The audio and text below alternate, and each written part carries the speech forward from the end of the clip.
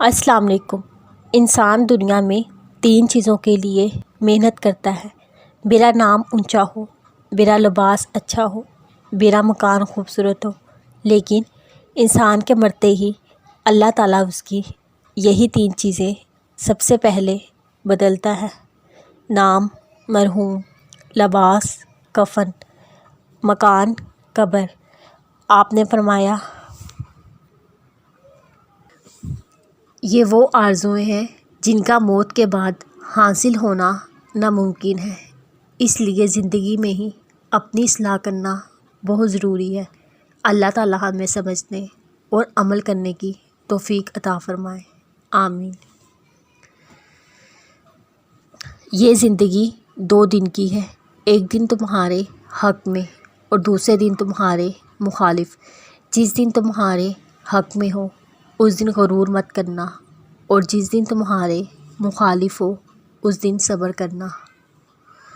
آپ کب صحیح تھے یہ کوئی نہیں یاد رکھتا، لیکن آپ کب غلط تھے یہ کوئی نہیں بھولتا۔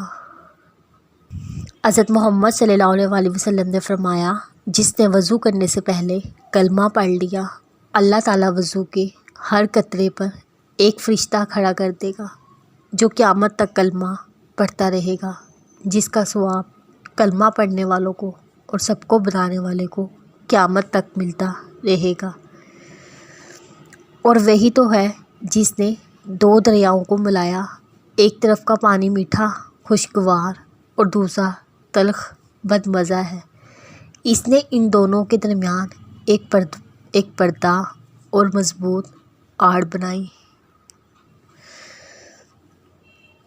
ایک درویش بازار میں بیٹھا تھا، بادشاہ کا گزر وہاں سے ہوا تو اس نے پوچھا، بھائی کیا کر رہے ہو؟ درویش نے کہا، بندوں کی اللہ سے صلح کروا رہا ہوں۔ اللہ تو مان رہا ہے مگر بندے نہیں مان رہے۔